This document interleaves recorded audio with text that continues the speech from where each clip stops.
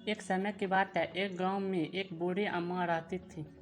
बूढ़ी माई विष्णु भगवान की परम भक्त थी।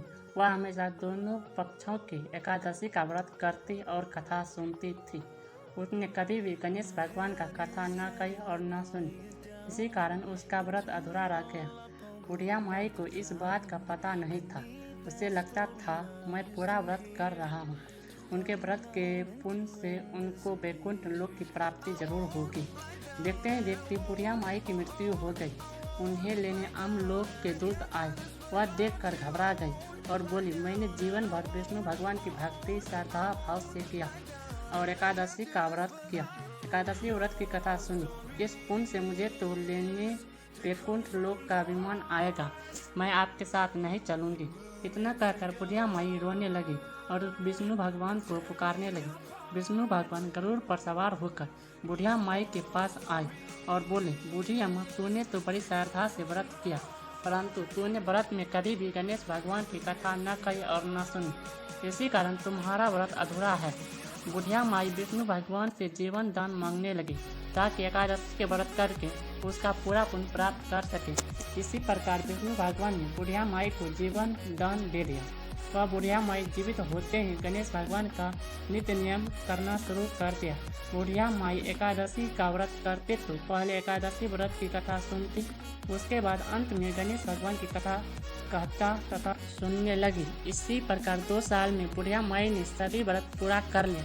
गणेश जी की कृपा से एकादशी का पूरा पुण्य बूढ़ी माई को प्राप्त हुआ।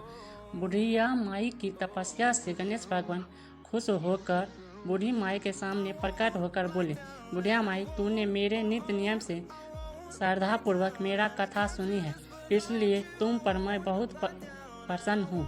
मैं तुम्हारा आशीर्वाद देता हूँ कि जब तक यह पृथ्वी रहेगी तब तक तुम्हारा इस तपस्या का गुणगान लोग कहते रहेंगे।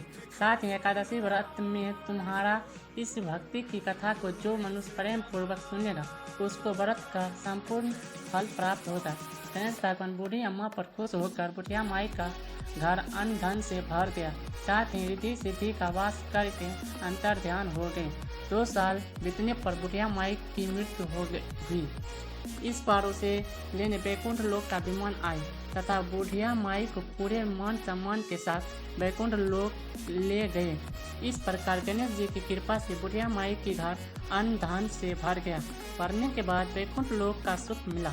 हे गणेश भगवान, जैसे बुढ़िया माई की पूजा से प्रसन्न हुए, बुढ़िया माई के व्रत को पूर्ण किया, उसके घर को अन्न धन से भर दिया, वैसे ही एकादशी व्रत करने वाले को भी पूरा करना और उसका घर अन्न धन से भर देना। कहानी अधूरी हो तो पूरी करना, पूरी हो तो मान रखना। प्रेम से बोलिए गणेश भगवान की जय हो। पुराणों में कहा गया है कि किसी भी पूजा व्रत करते समय सबसे पहले गणेश भगवान की पूजा होती है, तब जाकर उस पूजा को संपूर्ण फल प्राप्त होता है। इस प्रकार किसी भी व्रत की कथा को सुनते के बाद शुरू या अंत में गणेश भगवान की कथा जरूर सुने। धन्यवाद।